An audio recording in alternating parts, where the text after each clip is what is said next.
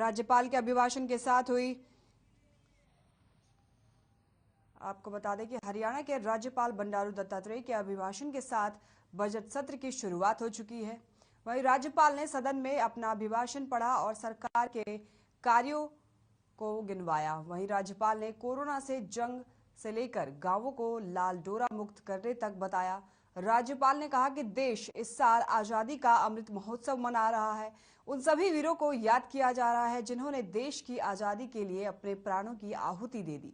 इसके बाद राज्यपाल ने कहा कि कोरोना ने पूरे देश को अपने जद में ले लिया था, लेकिन सरकार के प्रयासों ने कोरोना को रोकने में सफलता हासिल की।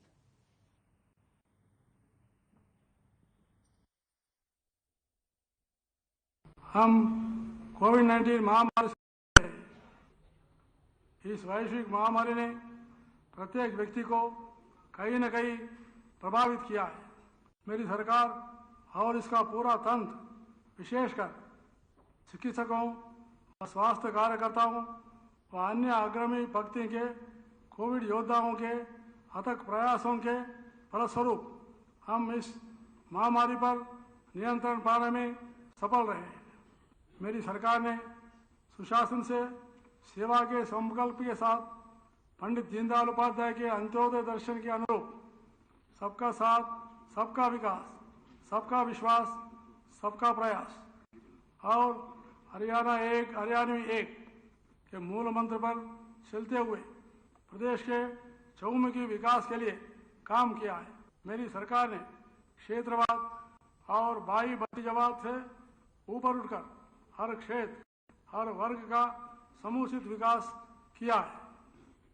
भौतिक विकास के साथ साथ जीवन के सभी मानदंडों को विकसित करने पर ध्यान केंद्रित किया गया। मेरी सरकार ने ऐसे बदलाव किया जिन्हें अन्य प्रदेशों व केंद्र सरकार ने अनुकरण किया है।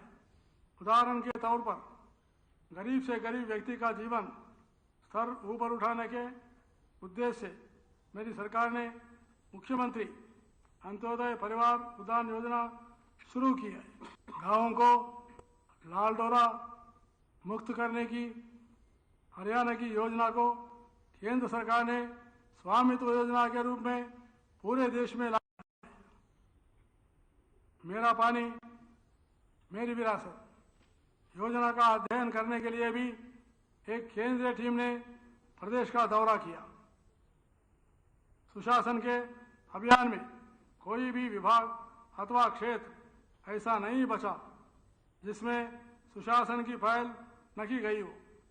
मेरी सरकार ने मानवीय हस्तक्षेप को कम करने के लिए ई गवर्नेंस की सहायता से नई व्यवस्था बनाई है जिससे भ्रष्टाचार। बजट सत्र की कार्यवाही के पहले दिन सत्ता पक्ष और विपक्ष ने सदन में शोक प्रस्ताव पढ़े।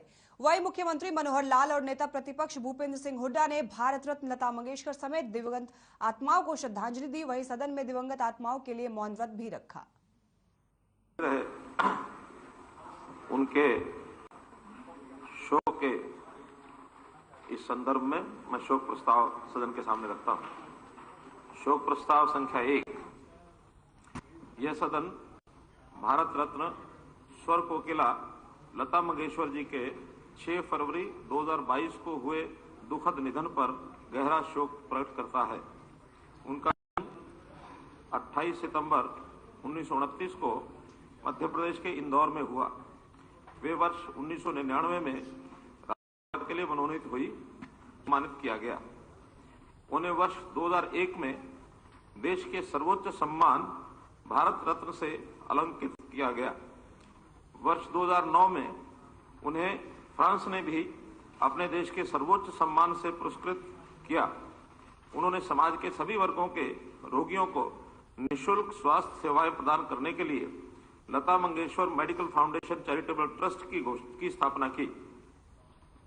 उन्होंने विद्यार्थियों की सहायता एवं वरिष्ठ नागरिक कल्याण के लिए अपनी स्मृति में मास्टर दीनानाथ मंगेशकर स्मृति प्रतिष्ठान चैरिटेबल ट्रस्ट की भी स्थापना की।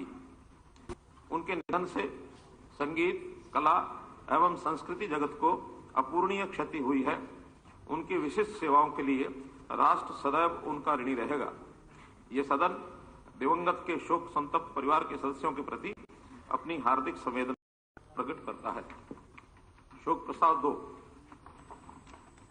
ये सदन जिला रोहतक के गांव निगाना के स्वतंत्रता सेनानी श्री उमराव सिंह यादव के 16 जनवरी 2022 को हुए दुखद निधन पर गहरा शोक प्रकट करता है।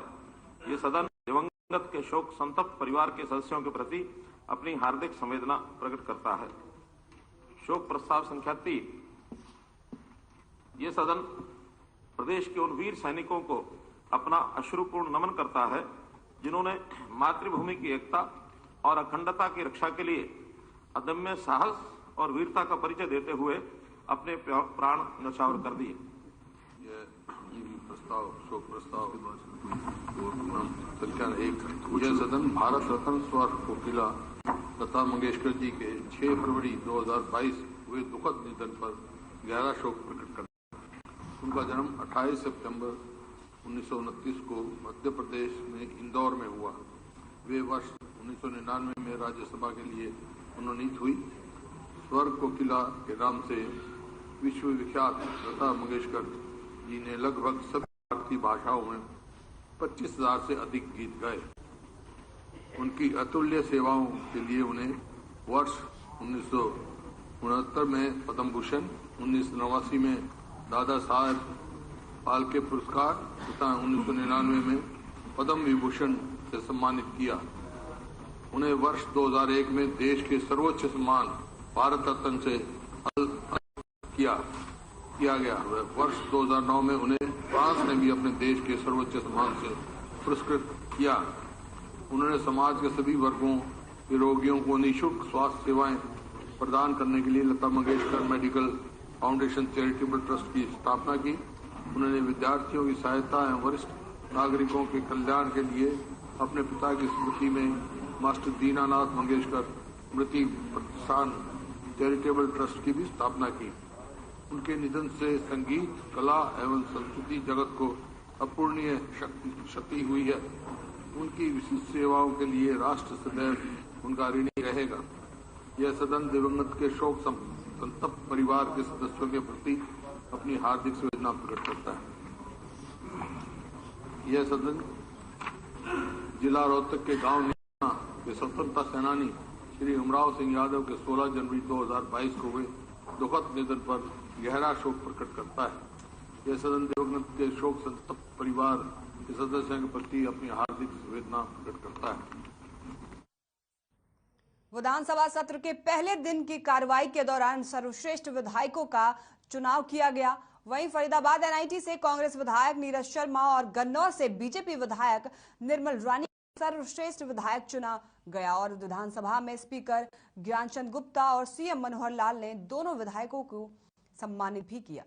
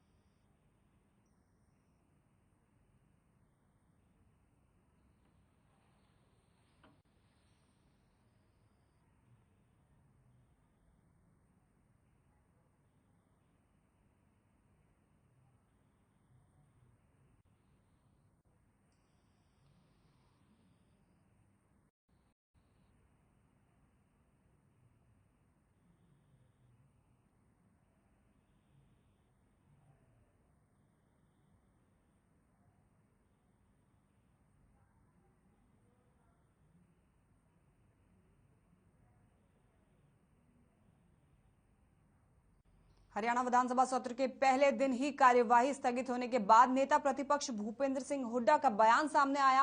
हुड्डा ने कहा, जिस तरह का अभिभाषण राज्यपाल बंडारू दत्तात्रेय ने दिया, साफ जाहिर होता है कि सरकार का कोई विजन नहीं है। सदन में सरकार को घेरने के मुद्दे पर हुड्डा ने कहा कि विपक्ष अपनी बात सदन में जोर शोर से रखेगा।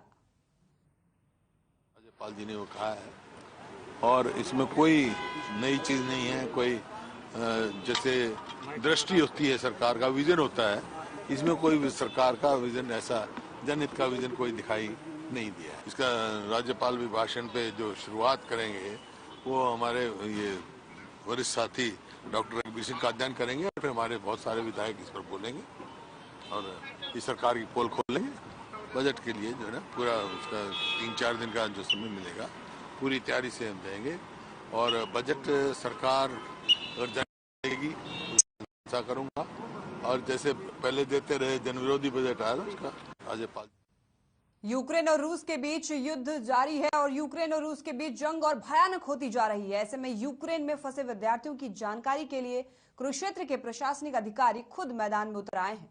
आपको बता दें कि कुरुक्षेत्र के उपायुक्त यूक्रेन में फंसे विद्यार्थियों के परिजनों से मुलाकात की और उपायुक्त मुकुल कुमार ने वीडियो कॉल के जरिए यूक्रेन में एमबीबीएस करने गए विद्यार्थी दिनेश भूरा से बातचीत की, जिसके बाद उपायुक्त ने यूक्रेन से वापस लौटे धनंजय से भी उनका हालचाल जाना और साथ ही यूक्रेन में फंसे विद्यार्थी को हौसला देने और प्रशासन की तरफ से 24 घंटे मदद करने का आश्वासन भी परिजनों को दिया।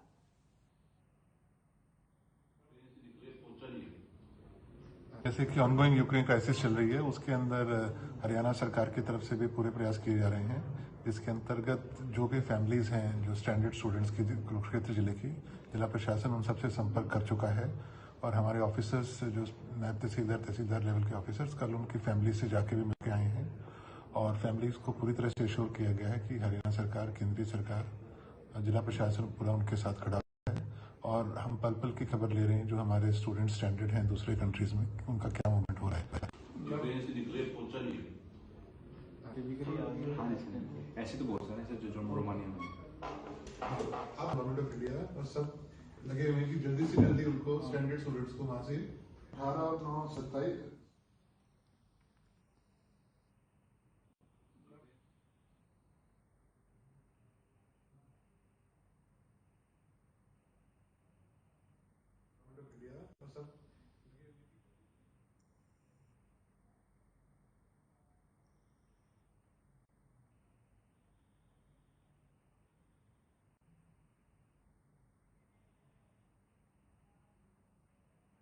चलिए यहां रुकते हैं एक छोटे से ब्रेक के लिए, कहीं मत जाइएगा, फौरन लौटेंगे।